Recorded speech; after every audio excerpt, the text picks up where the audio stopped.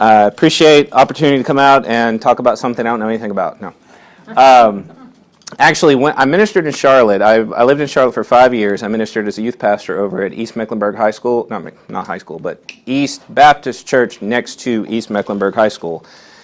And right down the street was the True Buddhist Society. I think it's still there. Haven't been out that way in a while. But it always amused me because true Buddhists, they don't believe in distinction. True Buddhist, what is this? So I also taught at Lake Park Christian Academy when there was such a thing. Over there, I taught for 2 years. One of my students who claimed to be a Christian, her parents were raised Buddhist.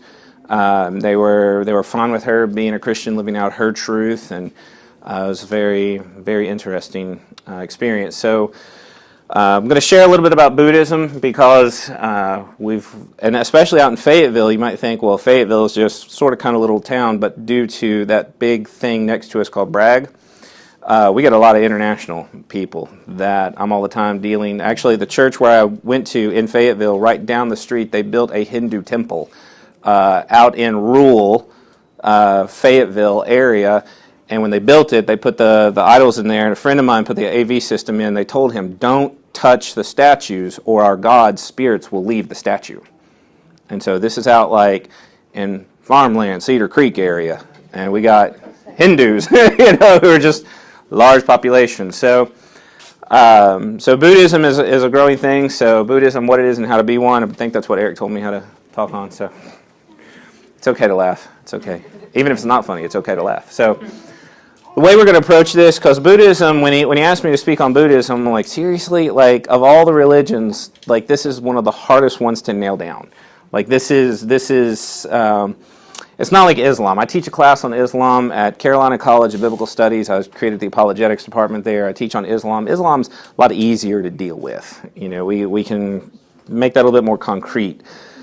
So with Buddhism, we're going to start with the history, a little bit about Buddha, because that's really how you got to understand. This is more of a story, which that's how many Buddhists view their religion, the way they think.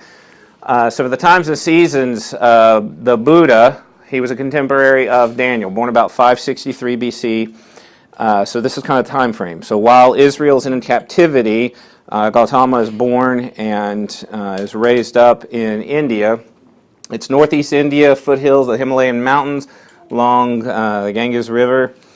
And it's an agrarian culture and social turmoil from increasing prosperity and trade. So this is, some people, I think it was Win Cordon said, when Israel went into captivity and what was supposed to be the light of the world was kind of snuffed out in captivity, Satan ran rampant. And this is where you get all these world religions popping up all of a sudden.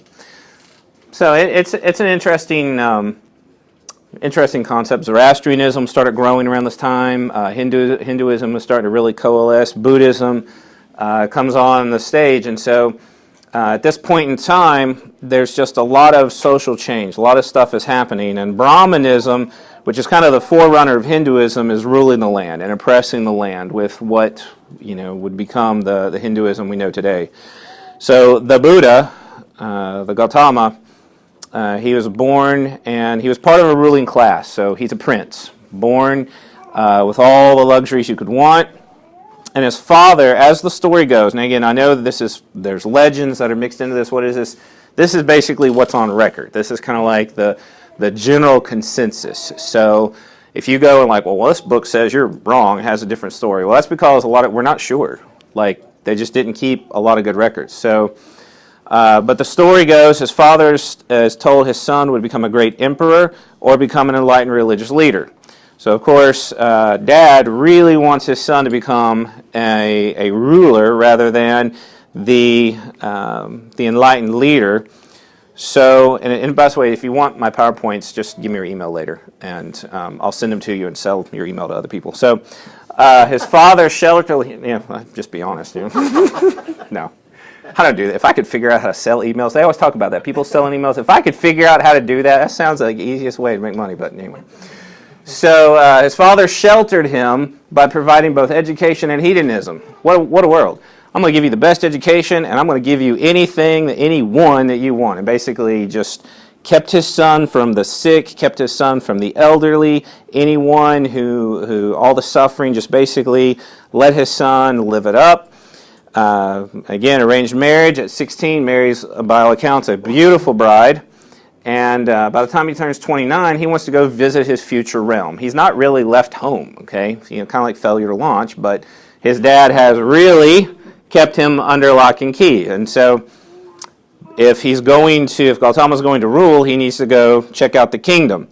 And as he went, he sees the old, the sick, and the suffering. Dad tried to control the route, tried to control what his son would see. How long do I have, Eric? How long do I have? Till 8? Till 8. Okay. All right, so good. Well, as long as we got till 9. So he said he abandoned his wife, his newborn son, to become an ascetic, to escape the various bonds which linked him to a life he perceived as meaningless. So when I was in high school, I had a history professor who was describing the Buddha, and he said basically he was a prince, and when he saw all the bad stuff, he decided to leave home and become a bum. And that's in some ways what happened. He rejected he rejected the kingdom, rejected everything, because he saw it all as meaningless. If this is why cults and world religions are so dangerous. There is a ring of truth, and there's something that connects in with our experience. That many times when we look around, we say, what's the purpose? If we're just going to end up in a casket anyway, it's almost like the nihilism come into play. If we're all going to, I think I used this as a teenager one day. My parents wanted me to clean my room, and I say, what's the point? We're all going to die in 100 years anyway. The grand excuse, I mean, it's meaningless, it's just going to dirty itself again, because I'm not the culprit dirtying my room. So Gautama sees this, and he just has this, I guess we'd call it today, more or less an existential crisis. What is the meaning of life if this is how it's going to end? If this is what we're going to come to. So then he begins to wander around, spent 6 years in extreme asceticism, but it did not fulfill and he did not find peace. So it's almost the experiment of Solomon. And so this is why when you look at this story, you can find analogies with Christianity in a big way. That Solomon who said, I'm going to give myself to wine and drink and whatever I want, and he's like, vanity. Vanity of vanities, says a preacher. All is vanity. Meaningless is another word. It's the same thing Buddha is experiencing. He's already had everything, all the good. That's just going to end in the grave. So then he goes, and they say that he fasted so much that you could actually see his backbone through his stomach. Like that's how much, as the record goes. And that didn't fulfill, ultimately. Couldn't find peace there. So he retreats to the Bodhi tree, the wisdom tree. And as legend goes, he sits for 1 week. The Nagas, the serpent kings, come and challenge him and approve of him. And you're like, huh? Yeah, I'm just summarizing big time. There's a lot of different ideas that go. What kind of tree exactly? All this. I mean, this is the general concept. But at age 35, he finds enlightenment, and then he becomes a or the Buddha, depending upon which version of Buddhism you're part of. And his enlightenment is that hedonism and asceticism didn't satisfy, so he sought the middle way. So he's a good Aristotelian. Go for the middle way between the two extremes. And again, when we look at this, like just in following Gautama's life as he becomes the Buddha, we're like, well, this makes a lot of sense. It's not about being extreme. It's not about, complete self-denial. Kind of like the people who get up in the mornings and run like 35 miles. Those kind of people. Any of you that kind of people? Praise Jesus. Okay, so I don't understand why people do that. Like that's just, I tend to have the philosophy, eat right, exercise, die anyway. Buddha would agree.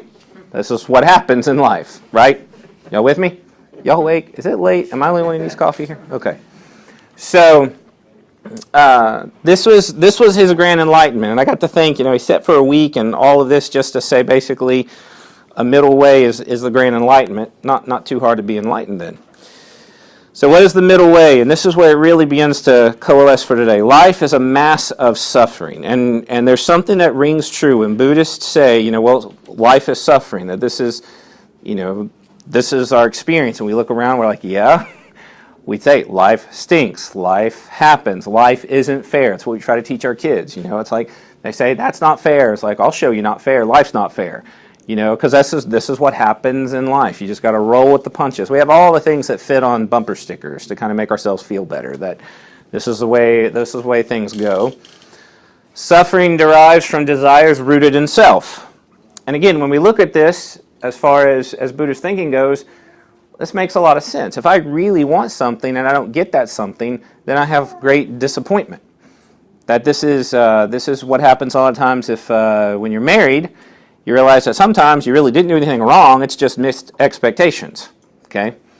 And I just know that from experience. My wife knows that in theory, I know that from experience. So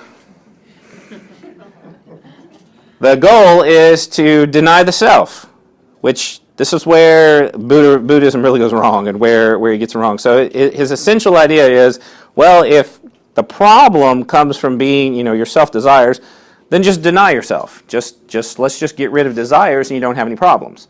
That's kind of like, well, how do you not eat so much? Well, don't be hungry. Okay, makes sense, right? Just stop being hungry. That's what we do. Like when I have a 7-year-old, I have a 3-year-old, and I have a 7-month-old. Okay, so I'm very sympathetic with little children. I have one of those. So my 3-year-old is the one who tends to be the most dramatic. All boys. My 3-year-old, though, he just, something happens, and usually it's something small, like recently they have a little Optimus Prime that, my wife had the great idea, let's just buy one toy for the 2 boys. So chaos ensues because expectations are missed. He wants to play with the Optimus, and now he is weeping, gnashing his teeth. Life has fallen apart, and I look at this, and I'm like, there's all these other toys, all this other stuff. But he wants Optimus. And so this rings true in our nature. We look at it, and of course I'm a great dad. I'm like, just stop crying. Just stop it. Stop being sad. There's no point. Stop it. And that works, right? Look, that's what Buddha did. You want to stop having desire? Just stop it. Just ignore yourself, ignore your desires. Don't satisfy it in hedonism. Don't flagellate it as asceticism. Accept the self and thus extinguish desires. Now, this is one of the things I love about Eastern religions, Eastern ideas. Is you say things like accept the self and thus extinguish desires. It sounds good. It preaches. It just doesn't work. That we realize that when we try this, just like if you're trying to diet and just stop wanting it, just stop wanting it. I have a friend of mine, one of my students. He's an avid hunter, biker, big beard, just always looks angry. But he's a nice guy. But he just always looks like this. His name's Nick. Well, I have this little rhyme because Nick got bit by a tick, and now he can't eat meat, not even a lick. He is complete vegan. He's got some sort of ungodly disease. Now he can't eat meat at all. And he was an avid hunter. So Nick, of course, I asked him, I was like, how do you cope with this? He's like, well, and people will say, well, if you stop eating meat, you don't desire it anymore. He's like, brother, that's not how that works. He's like, I know good and well it will kill me, and sometimes I don't know if I care. It's just, this is what he's dealing with, and so it sounds good. Again, sort of preaches in terms of the self-help, just not practical. So the goal, the Dharma, is the maintaining of the right path of the middle way. And what he ends up doing, he develops the eightfold path of self-discipline. And this is designed to produce enlightenment and get a person to nirvana. So to summarize the teachings, to put these together, okay, you're like, where do you get these things? I don't know. Everybody loves cats. I'm sure it'll work. So what we can sort of nail down with Buddhism, great language, huh? What we can sort of nail down, 4 noble truths that kind of summarize Buddhism. Life as we know it on earth is inherently tragic, full of suffering, pain, and sorrow. Okay? Which comes from the teachings of the Buddha. The cause of all the suffering, pain, and sorrow is human desire or cravings for the transient things of earth. Therefore, suffering, pain, and sorrow cease when we give up our desires or cravings. The way to give up desires or cravings is to follow the eightfold way. So it's very logical. actually, as you walk through the 4 noble truths, you're like, okay, what are those? What's those 8 ways? Well, the fun part is I present these to you. Bear in mind that one of the problems with Buddhism and the different groups is they disagree on how these 8 truths get played out, and they disagree massively.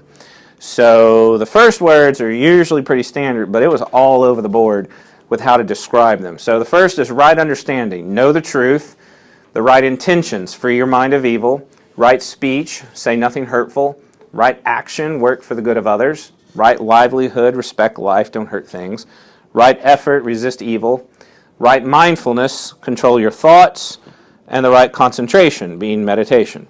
So these are kind of like the guiding rules that the Buddha laid down, and this I learned, yeah, it doesn't work. This mindfulness, actually I just took a picture last week. Mindfulness is big in the media right now. Actually it was on Time magazine and some others talking about how to practice mindfulness. Understand that the Eastern teachings have put on a very Western facade and are being presented in a lot of ways. They're being presented in popular magazines, they're being presented in popular literature, they're being presented in kids' books. I've seen them at Barnes & Noble's just the other day, and they're being presented in schools. So the schools are literally teaching Eastern religious practices, maybe not this school, but the public schools are teaching Eastern religious practices because, and they're saying, well, it's self-help, which is sort of what Buddhism looks like, but we realize there's a religious component to this. And we realize that this is actually Eastern religious ideas, and we need to be, no pun intended, mindful of these kinds of terms. That have y'all done logic in here? Have y'all had any conversations about logic? We're completely illogical. Oh, okay. Well, that's good. Just the first steps, the 12 points. Okay. So one of the basic fallacies I try to begin and teach, I'm teaching a course on logic this summer, and is called equivocation, using one word 2 different ways.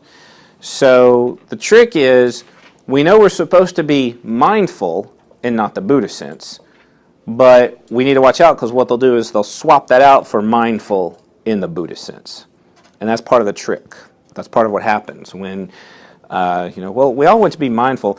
I'm telling you, like, there's some books like The Christian Planner, actually it's veteran owned and operated, The Christian Planner, and there was another one, a Christian like devotional book. I looked at them, and on the beginning he talks about, here's how I put it together based upon scientific research, statistical data, and the great practice of mindfulness. I created this Christian planner and organizer. And I'm like, you just took a Buddhist practice and used that as part of your framework for Christian planner. It's like we don't even realize that's what we're doing. We don't even realize we're buying into some of these ideas.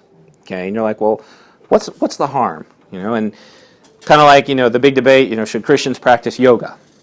Which yoga is a form of, worship. That's kind of like, well, you know how the Muslims will pray bending over, and that takes a lot of work, right? What if we just put that to a beat and made Muslim prayer aerobic type of thing? You realize that's rather distasteful. You're like, we wouldn't do that. I did with yoga. I'm just saying. And some people are like, well, yoga is like Pilates. Well, yoga is not Pilates, because if yoga was Pilates, you wouldn't call Pilates Pilates and yoga yoga and have those 2 separate classes. So they're a little different. You see what I'm saying? Okay. That's like saying, well, Allah and Yahweh, they're basically the same, right? Kind of in the same category. It's a little different. So these are the main things that spill out from that. There's also the sila, the moral code. Things like, do not take life, kill no living thing. Do not take what is not given. That means exploiting, manipulating, stealing. Do not distort facts, exaggerating and lying. Do not misuse senses such as immorality, the food, gluttony, laziness. Do not use self-intoxicants like getting drunk, getting high, etc. So this is what generally guides the Buddhist life. And when you look at it, you're like, it's just basic moralism, right? Just sort of be good. And that's the draw with Buddhism. Because we look at it and we're like, that's pretty easy. That's how you find nirvana? Which nirvana, if you want to think of nirvana as heaven, you're like, well, that's how I get to heaven? That seems within my grasp. I mean, was there anything in that list or anything in this list that you look at and you're like, That's not that hard, right? That's part of the deception, part of the draw, is that we're putting heaven right within our own grasp, that we can get ourselves there. That it's just so easy. Just be good. Just be good. So the spread of Buddhism, Buddha taught 5 ascetics, think apostles, his original apostles, and they wandered around and collected followers for about 45 years. So Buddhism started pretty small, pretty slow. And again, the salvation in Buddhism is just ethical conditionalism. That he just kind of assumed a lot of the Hindu ideas. You've got rebirth into a later life depending upon deeds in this one. You've got the eventual emancipation from life. The Hinduism idea, have you all studied Hinduism at all? You all good? Good, okay. Cebu did it. Cebu did it? Good, good. So this is where you identify the individual. Hinduism identifies the individual soul, Atman, with the universal soul, Brahman.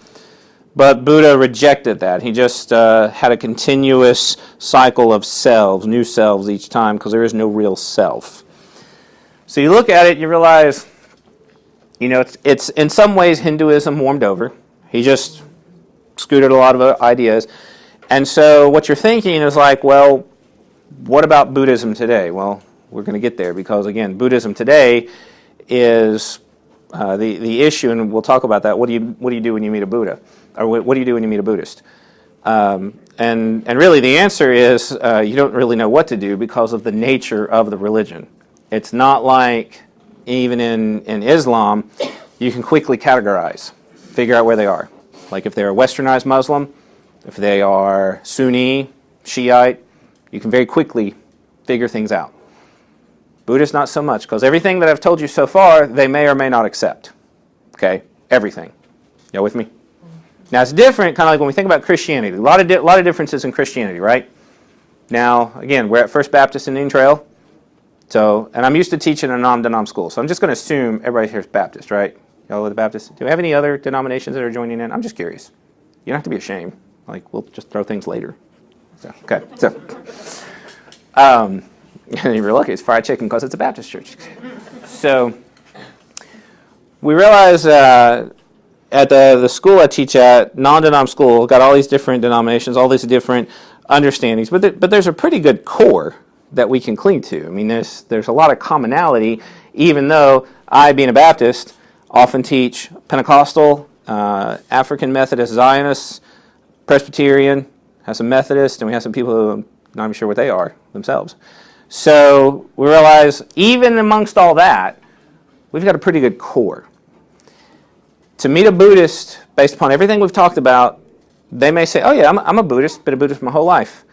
And nothing that we've covered so far would apply to them. You with me? This is why I say this is hard to tack down. Now, we're talking in generality, so I don't want you to walk out of here thinking next time you meet a Buddhist and you start talking things like, oh, that's not what I believe. I'm making sure you understand this is a part of the trickiness. This is a part of the difficulties of dealing with Buddhism. Why? When I was like, oh, really? Buddhism? Of all the ones. I found this on the internet. I love this. My karma ran over my dogma. I gauge the spirituality of the audience, is how they laugh at that. So y'all aren't doing so well. So karma, again, this is now just this idea right here. Let me get on my pastor soapbox for a second. Maybe some of you talk in terms of karma. If you do, stop that. Karma is not a Christian concept. And I'm talking like in my discipleship group, I had 2 ladies, both of them 28 years old, raised in church, and this one girl just talks about karma all the time. And I'm like, this is not legitimate. Like, even my 7-year-old, when we talk about luck and what luck is, we understand that that's just kind of a concept we use, but that God is in control. I don't want him to think that his life is just this random, chaotic, by chance thing that, God knows.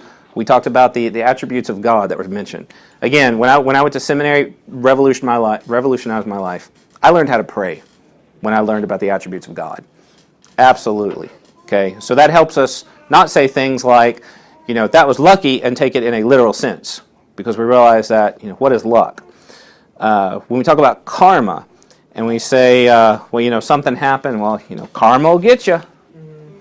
Again, good Bible-believing Christians grew up in the church their whole life, taught karma constantly. Which, incidentally, this is why beliefs. I'll share this again, pastor to audience.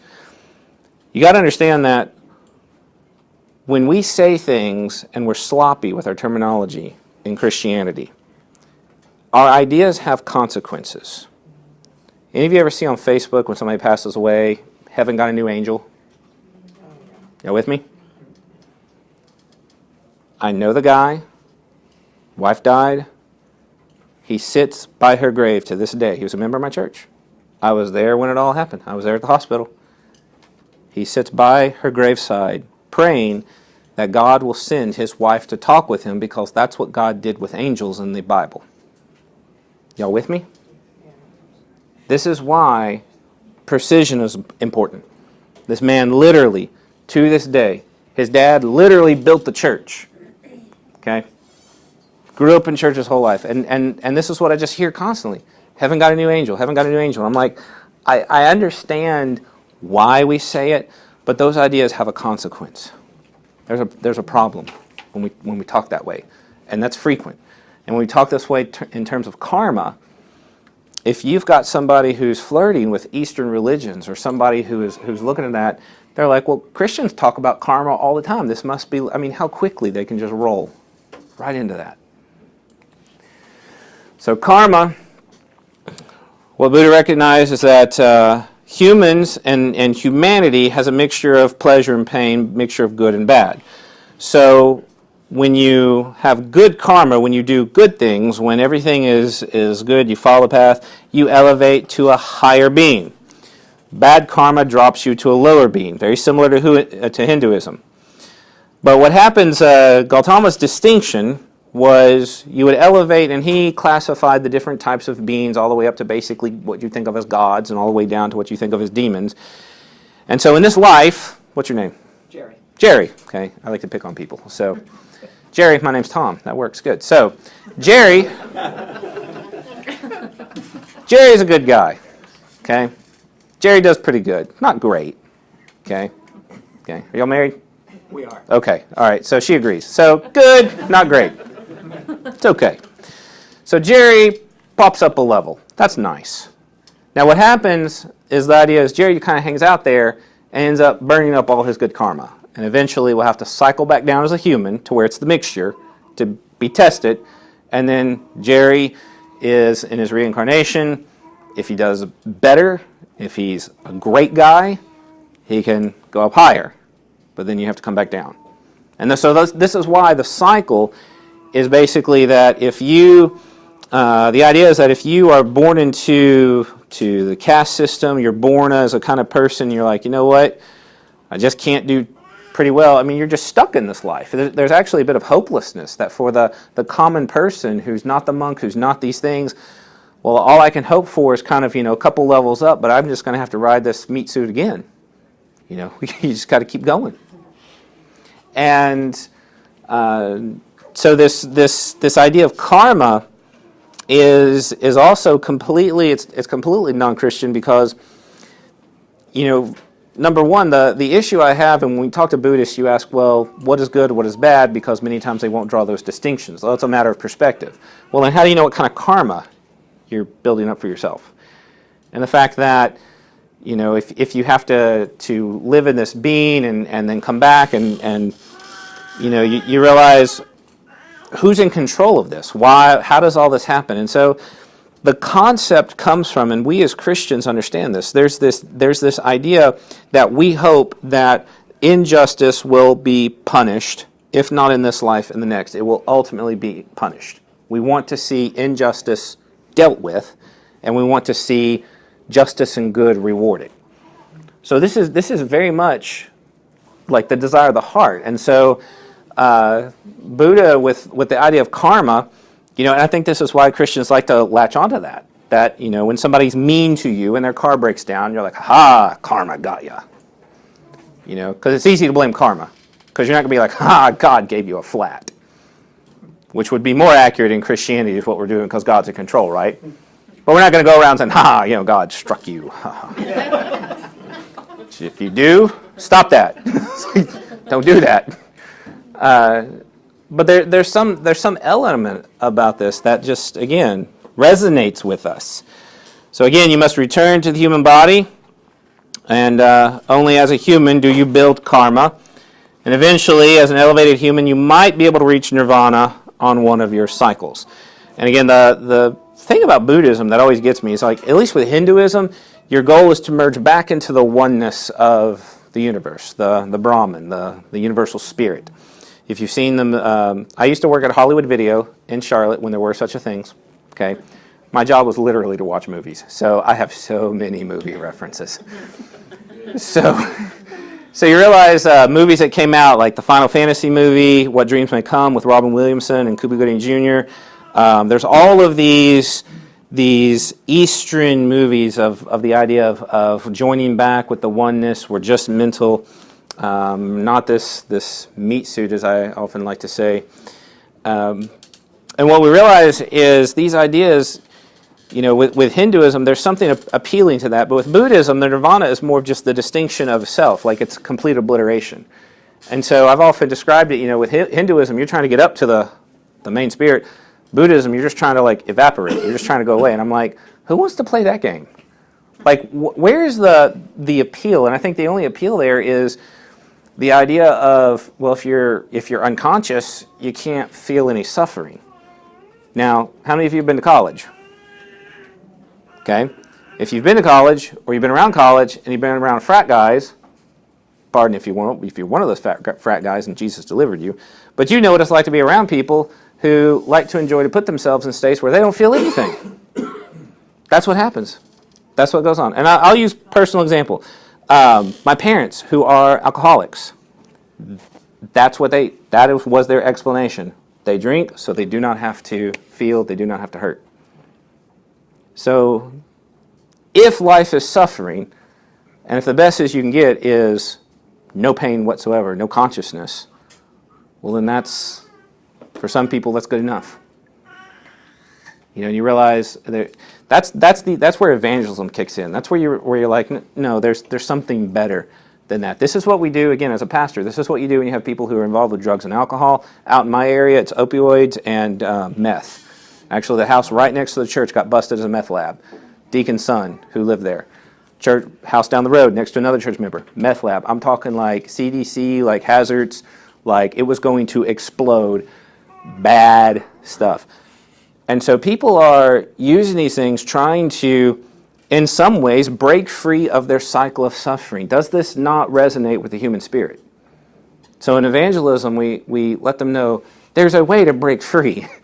And that's not it. It's not drugs and alcohol. It's not just denying yourself. It's not the obliteration. You're going about this the wrong way. But there's a deep-seated need to deal with the sin and pain and bad, ugly, disease, all the things we have in our life. This is so much a part of our existence.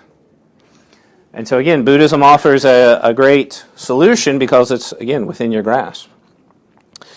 So the development of Buddhism, and I know this is really small. I knew it was going to be really small when I put it on there, but to talk about the different branches, like literally, you don't have to read it, but realize when you're asking what kind of Buddhist, this is the way it works. It can be all over the place. That you've got even forms of Hinduism blend with the Buddhism, these Eastern religions. They're sometimes just mangled together. That in China, I was in. You've got the other side of the tree, the upper portion, all this stuff that you may or may not have heard of. When I was in China, the taxi cab driver, I was working with the underground church, and they were in the taxi cab, and they were talking to the driver, and they were going at it. I was like, what is going on? Translator says, she's witnessing to the cab driver. And I'm like sitting there thinking, isn't this illegal? Can't we get thrown in jail? She's like, yeah, if he turns us in. She's like, don't you witness in your country? And I'm sitting there, I was like, okay. I was like, wow. Like, I'll take that. So the witnessing, and she says that he's a Buddhist, but he believes in evolution and science as his truth. And I'm like, it's one of these things. It's not like the other one. It's not making sense. That's what happens, again, in these Eastern religions. They can just blend. You can just find, for a Buddhist to say, yeah, I believe in Buddhists that there's no self and evolution is a legit thing. Like, it's like you don't really go to school to learn how to deal with that. Like, you just, you got to find a unique way to talk to them. And so the big major fracturing of Buddhism, to kind of give you the main lines and the things that you would see today. After his death, 483 BC, 500 followers gathered to repeat and correct the Dharma, the teachings. Okay, so the Buddha has now passed away. What happened to him? I mean, some say he reached nirvana, some say whatever. How they would know, I have no idea. And that's the reality. It's like, how did you know? How would you know that? So, again, they come together. They got to figure out what's going on. Basically, think of church council. They agreed on, I was just typing random words, the fourfold path. That's what it is, fourfold path, but disagree severely on how to carry out the eightfold path. The resulting canon was memorized, and in the year 25 BC, they decided to write it down. Now, I don't have a very good memory. If I don't write it down, might as well not have said it. They met around the 480s, and they didn't write anything down until 25 BC. Y'all with me? Okay. Now, if this was Christianity, the kind of junk we would take for this, okay? I mean, that's like, Jesus and the apostles, that's 33 AD. You're looking at the 500s before we write anything down.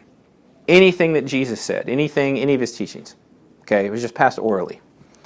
So they wrote it down. It was written down in the Pali language in Sri Lanka at that time. And the various groups are just too numerous to mention. Their origins are too cloudy to understand here. We just don't have time. So we're going to talk main branches. So think Catholic, Protestant, and Pentecostal. Not that it's analogous, but kind of like if we're going to talk about Christianity, how can we summarize your Christian branches? We'd summarize your Catholic, your basic Protestants, and the Pentecostals and how they came about. So first is the Theravada.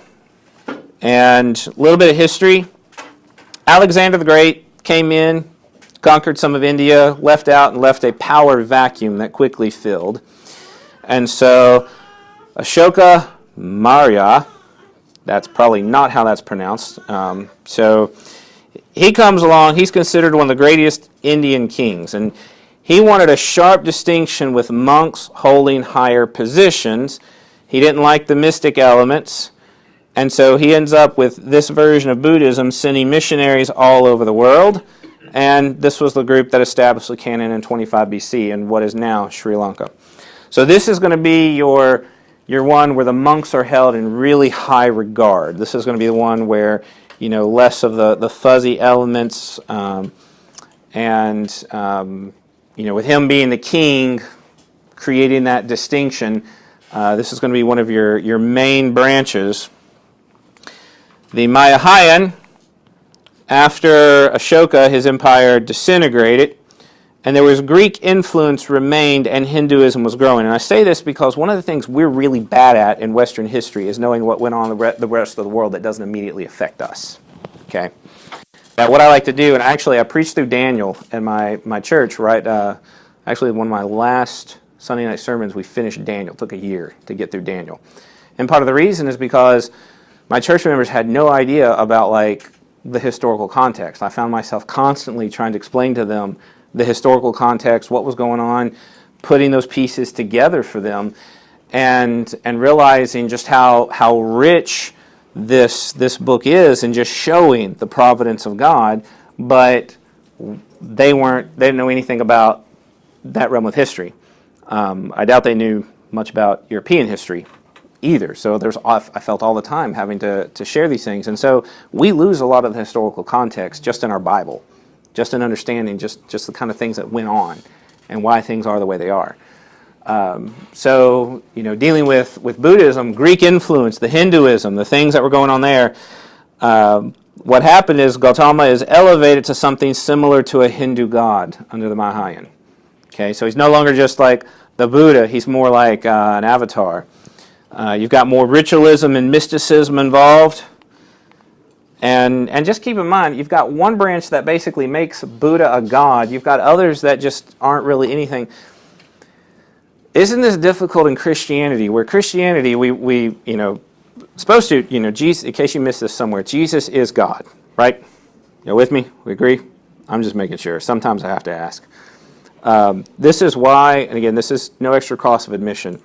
Speaking as a professor, I taught a class on hermeneutics, on how to study the Bible, and they had to pick a passage out of a list, and they had to defend their passage.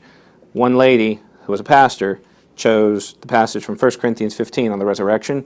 Her defense went like this. Paul's talking about the resurrection. We know resurrections don't happen, so this passage is allegory. That was her, like after 10 weeks of hermeneutics, this is what she's presenting in class. One of my students, David Probus, who's now an SES student, I could hear him beside me. He's like, what's going to happen next? And again, she's a pastor. When I was in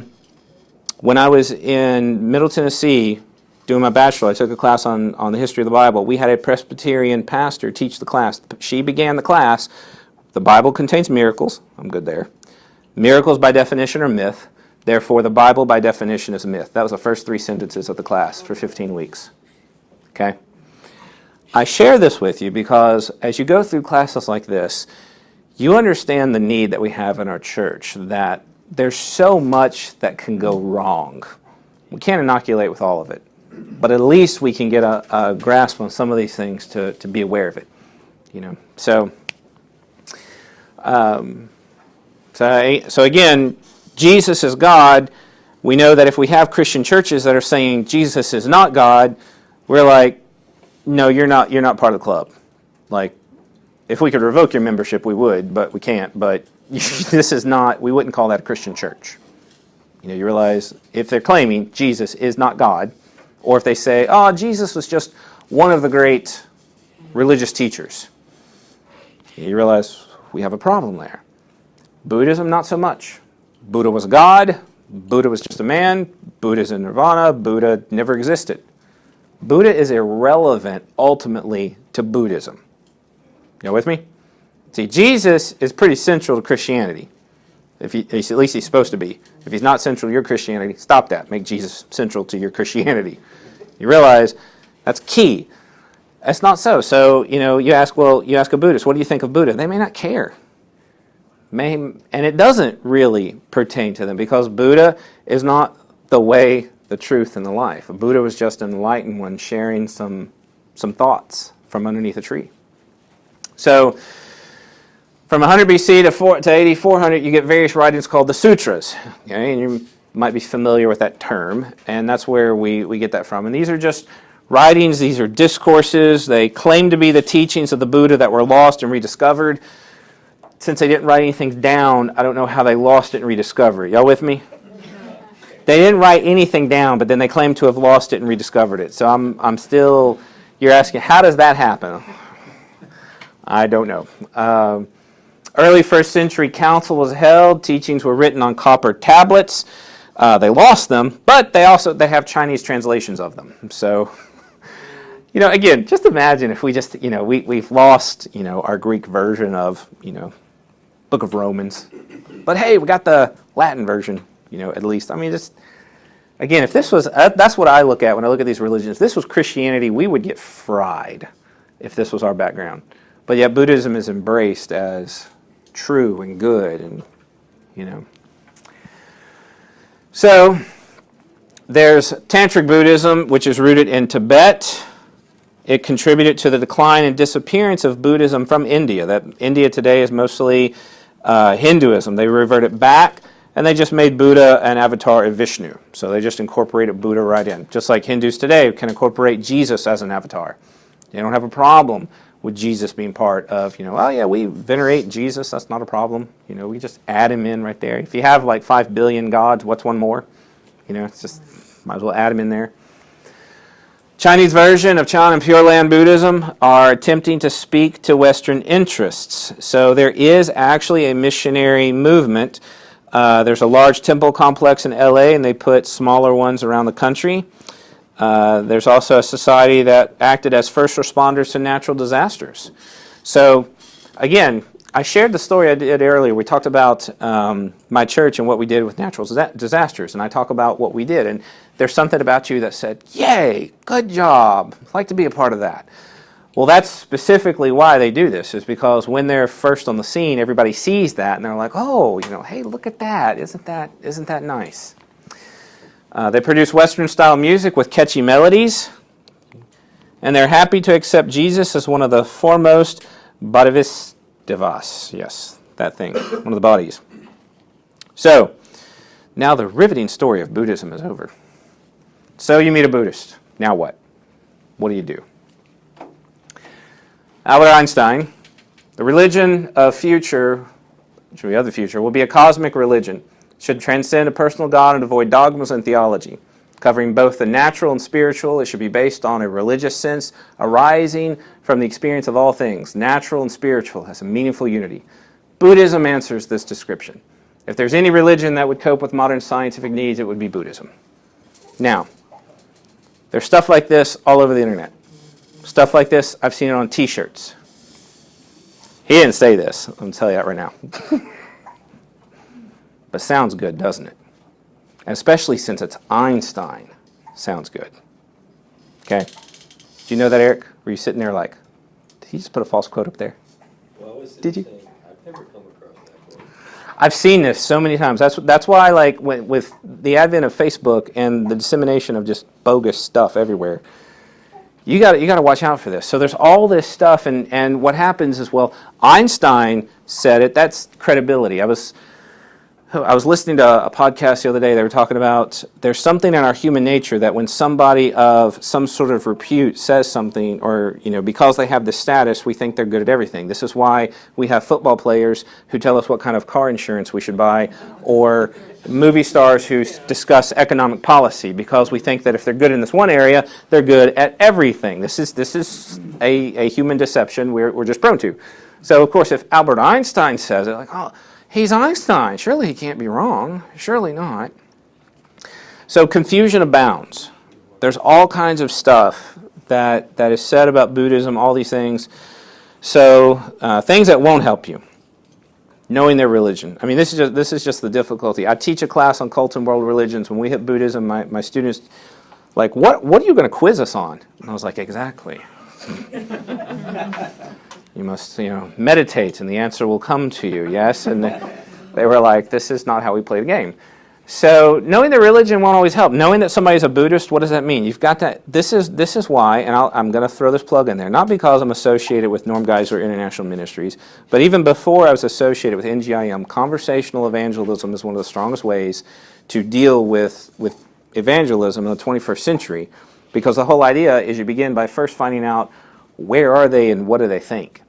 That so often our methods were, let me tell you the gospel, but if they, just like I think Eric or somebody mentioned, if you don't believe in a God and God can't speak and Revelation is not trustworthy, what you're saying doesn't matter.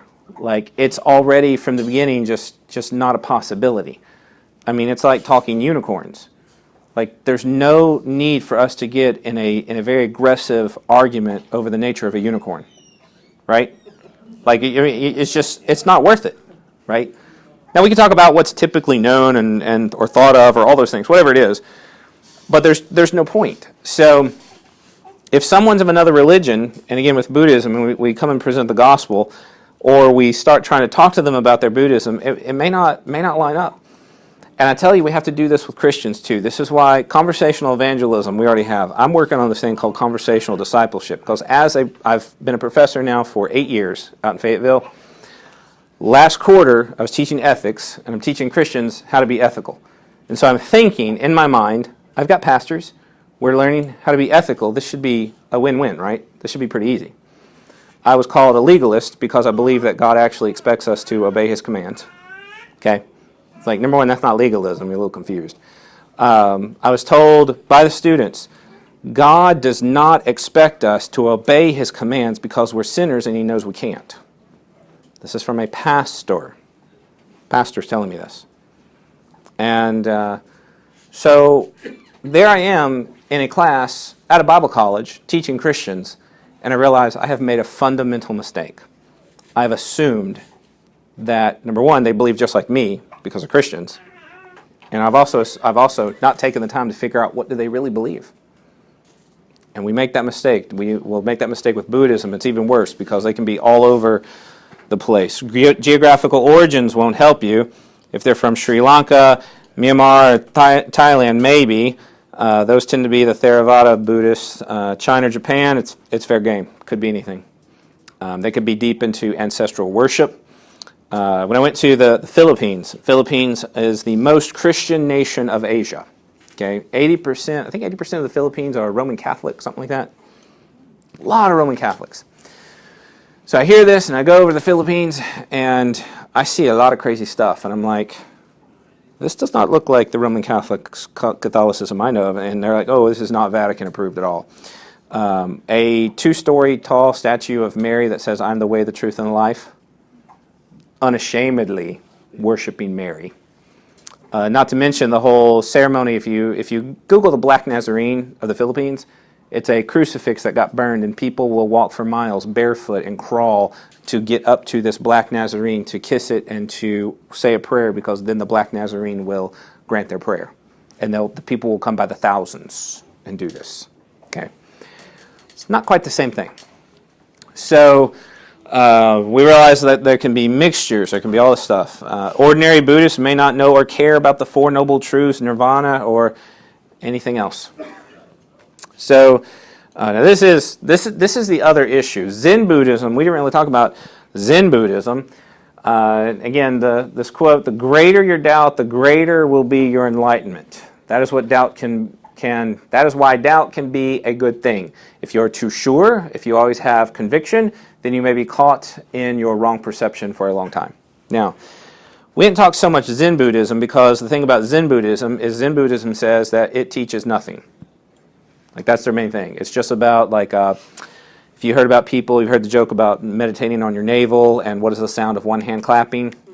They have all these statements that are just kind of weird, paradoxical things to think about. They try to, like, the fun thing I like to do with students, I'm like, imagine a square circle. Because as soon as it starts to square the circle, it's no longer a circle. If you circle the square, it's no longer a square. You just sit and ponder. Now, can you imagine sitting and just thinking about that for hours? Because that's the kind of meditation they want to seek. It's just pondering those kinds of things. And so Zen Buddhism is almost like spiritual atheism. They don't make any claims about God, no spirituality, no nirvana, no nothing. You're like, well, how is that Buddhism? Exactly. And you look at this, and since you have some apologetic training, you look at this. What's inherently wrong with this quotation? I'm going to test you. If you have to address this. Should we doubt what you said? He says, the greater your doubt, the greater will be your enlightenment. So should we doubt what he's saying? Doubt is a good thing. But are you sure about that? Because if he says, yes, I'm sure that doubt is a good thing, well, then he's too sure, and that's bad. But if he says, no, I'm not sure that I should doubt, and I'm doubting my doubting, what do you do at that point? But again, the Zen Buddhists, see, as Westerners, we're like, haha, illogical. The Zen Buddhists would say, exactly. You are starting to understand. And this is what's so frustrating. This is why sometimes evangelism with somebody who's really steeped in this, I mean, it almost becomes like some sort of weird verbal game, like trying to deal with this. And it can be so sticky. So a couple of things that will help you. Buddhists have a fundamental negative attitude towards the present life. Okay, that's the basic idea. We've got to get out of this. We've got to elevate, whatever that would look like. Most of the religions recognize some sort of problem with life. Even the world religions. You go to Islam, you go to the Hinduism, you go, even atheism recognizes some basic problems with life. Even atheism, as I teach on worldviews, and I've used James Sire's book, The Universe Next Door, if you're familiar with that one. He traces the worldviews in America. He started with theism, that we were all generally theists, and then we remove the miracles, we become deists. Well, then you're just one step from the naturalist, from the atheist. Well, once you remove all the spirituality and everything, guess what? If everything is just matter, then there's no real purpose because you're just chemical reactions. Now you've just slidden right into nihilism. That's the bottom of the barrel.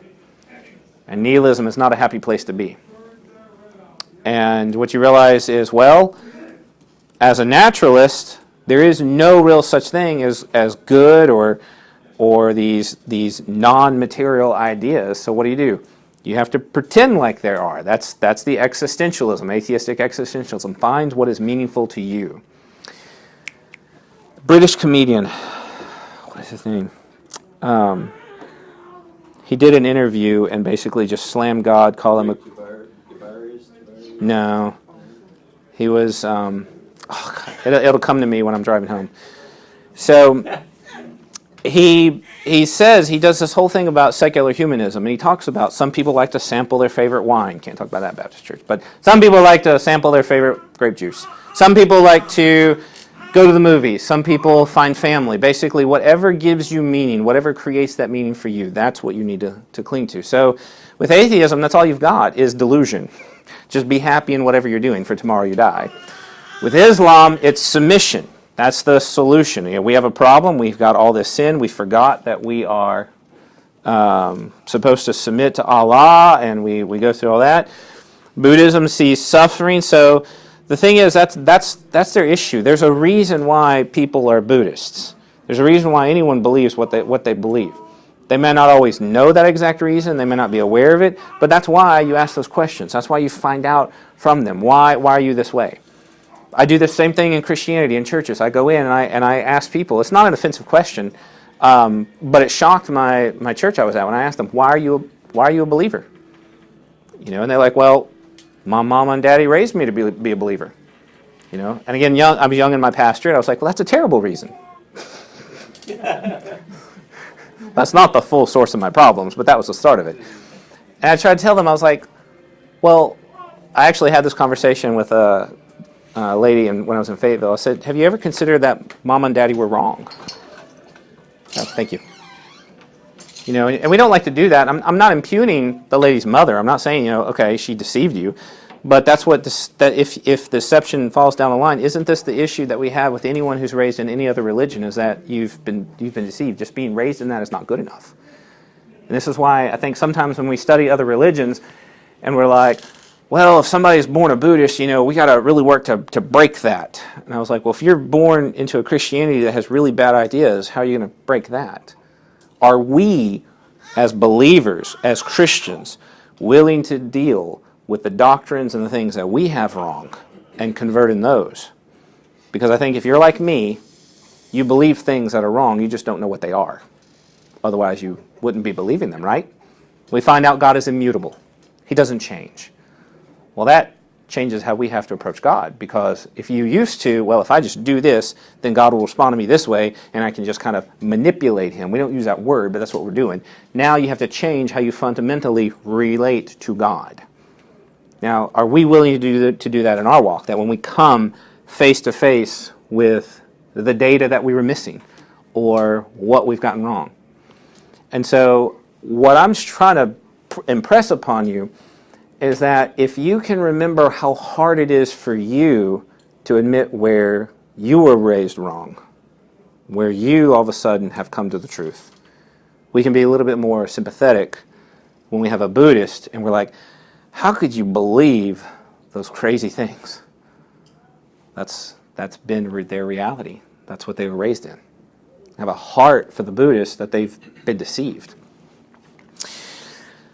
The Buddhist distinction is that the existence itself is the problem, and we try to relate to them that, you know, it's not a bad thing to be. It's not a bad thing in this life that we realize, yes, pain is real, but it's just temporary, that God has promised the solution. He's already said he will wipe away every tear. He will deal with all. There's coming the day of the judgment where not through just this random give and take that we cannot know what's really good, what's really not, but that he has laid out and told us this is how we will be judged. Because that's what the Buddhists don't have a problem with the judgment concept, because they accept karma. Karma's like instant judgment in some ways. You know, when we talk about it in this life, karma, that's what you get. You have the flat tire because, you know, Jerry's a bad person, so Jerry has a bad flat tire. I know your name, now you're in trouble. So we see this and we can connect in with that, with the truth. Buddha, no matter how conceived in Buddhism, provides a solution to the frustrations of life. He either talked about it, demonstrated it somehow. So it's difficult to pin down, and many may think their Buddhism is everyone's Buddhism. Like, this is just what everyone believes. And again, I say this from a Christian standpoint, out where I used to minister, that they literally think everybody, all Christians worship just like them. Like, there is no other way. And some of their things are pretty peculiar. And what's fun, again, in Southern Baptist circles, we, you have your association, and years ago, like back in the 50s, I think, they had this thing called M Night.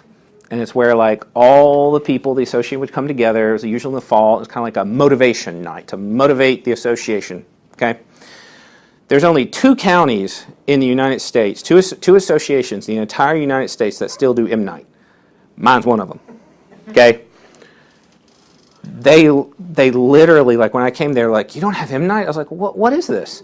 So I was talking to the director of mission. He's like, yeah, there's like there's only 2 associations in the United States that still do this. And I was like, and so I find this out, and you tell them, and it just baffles them. They're like, how could you not have M Night? And the very first M Night I went to, I was like, well, the reason why we don't have M Nights in other associations is because we just don't want to give you another event to skip. Because, like, no one went! But it was like this big thing if we didn't have the new director of mission that came in. He was the one, he did away with it. They didn't have M Night, and you would have thought it was like the end of the world. So I share this because we as Christians do these kind of weird, strange things. And again, where is M Night in the record? Where are some of these things in the record books? The kind of things we're supposed to be and do. And yet, so we look at Buddhists and we're like, well, you're not following Buddhism as popularly conceived. Often we don't. Some of the strange things we do. We really stop and think about some of the strange things that we do, even as believers, in the grand scheme of Christianity. Incidentally, just so you understand my background, I wasn't raised in church. Like, I came to Christ in middle school by reading the Bible twice. Like, I read the New Testament twice as an 8th grader because I thought it was a good idea. Like, I just read it through once, I rejected it. I was like, I don't want faith without works is dead. I'm gonna cut my arm off, cut my hand off if I sin. I'm not doing that. I read it twice. The second time I was like, if God's real and He is who He says He is, there's no middle ground. And I told Jesus in my bedroom, middle 9th grade year, I want to seal the deal. I'm all in. I didn't know what words to use. I'd never been in church. I was like, but I hope this seals it. I turned over, went to bed, and called my grandmother the next day. I need to go to church, get baptized, because the book tells me to. So that's my Christianity, okay? That's how I came to Christ. No music. I didn't know what a youth group was. None of that. So that's why sometimes when I look at like Christian traditions, I can say that almost as an outsider. I'm like, I didn't grow up with those traditions, okay? I didn't grow up like with some of this stuff. I'm like you do what? Why? Why do you do that? Isn't there a better way? I'll tell you this, as a word of encouragement. The church I'm ministering at now, I'm an interim pastor. The church was established in 1756. Okay. The church sanctuary, current one, is built 1858. It was used by Sherman on his march to the sea as a hospital. Okay. There are 40 people there who gather on a Sunday morning. They've been through the ringer. Most of them are new believers. Came under the last pastor, who's a former student of mine. And what happened was, and because this is what happens to us in churches, this is what happens to me as a pastor, is that we're coming up to VBS, which we have to have VBS, right? Church has no money. I'm like, all right, look, church has no money. If we do the VBS down the street where I used to minister, they still like me. So, like, not the one that I just came from, but the one I was there, like, many years ago. They still like me. They'll give us all their stuff. And they got big budgets, and I'll have them spend their entire budget to give us extra stuff, and we won't have to do anything. Pastor, his wife loved me. So they said, okay. Like, you realize at a Baptist church, I just changed the entire VBS curriculum and just write that. Okay. Like, we don't have to take it to a vote. Like really, like, I'd been so wrapped up in Baptist polity and business meetings and Robert's rules. No, they're just sitting there like, pfft. She's like, I'm director. We're changing. You're like, free stuff? Everybody around the room, yeah, free. It's like, it was so refreshing because we in our churches get so wrapped up in how we do things that we think everyone's Christianity is just like ours in how we do it. We can be sympathetic with the Buddhists. Some obstacles to the gospel. The reason why you're in these classes. Pluralism. Buddhist, whatever your walk, whatever your way. Pantheism. The atheism. Pantheism from the more Pure Line Buddhism. Atheism from the Zen Buddhism. Their view of anthropology, the human nature. What are you as a person? The harmatology, the absolute karma with relative sin. Your soteriology, works-based salvation. Eschatology, cycle ends in nirvana. And Buddha was born before Jesus, so I could throw that in there. So you realize almost all the major categories of Christian theology, there's problems. They're going to take issues.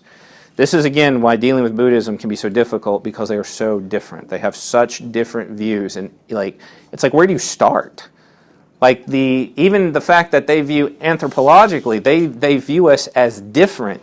Like we talk about our soul and our body and a resurrection, and that's just, none of that is really on their radar, because as a Buddhist, well, if what you see and what you experience is illusion, then you don't really have a body. Your soul is just going to be extinguished anyway. It's not immortal. What is that? What are you really? And you realize we have such a disconnect in our conversation when somebody is really wrapped up in Buddhism. This is why I encourage you. We got to know our faith, and we have to know how to connect with people in all these areas. So building bridges back to the gospel. Buddhism begins with speculation and a subjective fog. Christianity begins with bedrock ideas from a clear foundation. 2 Peter 1:16 and 1 Corinthians 3:10 through 15 talk about that. Talk about the foundation of the apostles. We can know these things, that Christianity is rooted in history. This is a strength. This is also a weakness, dealing with Buddhists. Because for Buddhists, well, you're just wrapped up in all this data, all these facts. It can sometimes work against us. We've got to set history, record it from the beginning.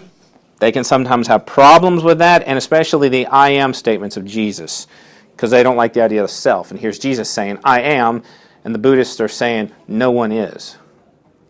You think right there, like, who wouldn't like the I am statements? And Buddhists, it can be an issue. But Buddhists like the parables. They like the story of the Gospels. This has been constant. This is what we see in Fayetteville. In my Cults and World Religions class, people have to go and interview somebody of a different religion. And when they go and they find the little Buddhist area, they'll talk about the parables and the life of Jesus. I mean, they just love that. Those are a starting point to talk about what those really mean. Stories like Rich Man and Lazarus, the prodigal son, the parable of evil from within. These things resonate. And that's why we have to think differently sometimes when we're dealing with Eastern religions. We're so accustomed to God has a wonderful plan for your life. That doesn't make any sense in Buddhist thinking. God, what is that? Plan, purpose, history is cyclical, life, what is reincarnation? I mean, right there, our terms are so very different. So a couple key ideas. The ambivalence of Buddhism might be the best way to connect with Christianity. That, somebody, much like what the Buddha experienced, he tried hedonism, didn't work, tried asceticism, didn't work. You've got a Buddhist who's been trying their whole life to get rid of desire. And I say, is it your desire to get rid of desire? Because if you desire getting rid of desire, then when you achieve it, you don't. And if you don't achieve it, you don't. How do you work? David Geisler lived in Singapore for a number of years, and his wife's family is predominantly Buddhist. I believe a lot of Buddhism from Singapore. And he talks about having these kinds of conversations, that they stop and, I've never thought about that before. Are there some ways that we can get them thinking about their faith that way? They usually have no clear-cut answers to life and dealing with the realities of life. This is where denying the self is one thing, but when tragedy really strikes home, you realize that's just not going to fix it. That's not an ultimate solution. Denying self is really easy, especially like the ways that the Eastern ideas came west, and a lot of the richer hippies came out of that. And they're like, if you've got kind of everything, and then you just kind of want to wander around and do whatever, you realize it's not that big a deal, especially depending upon where you're wandering around. But that's one thing you don't see a lot of where I'm from. I'm from inner city Memphis, fifth most violent city in the nation. Okay, I'm not from like the suburbs. Okay, Walgreens did not stay in my neighborhood. You with me? Like, it's bad. Like, it's really bad. So there's a reality where when you're in that kind of environment and you're struggling to survive, that when you live that way, you realize that you can't just go around denying. You've got to deal with this stuff. You can't just sit around and meditate outside. I wasn't allowed to play outside. Like, that's not safe. You have to deal with your house getting broken into regularly. You have to deal with shots fired at your house randomly. That this is Buddhism doesn't solve those answers for people who are really struggling and who live in those kinds of environments. You realize this is where we have a better answer than just looking the other way.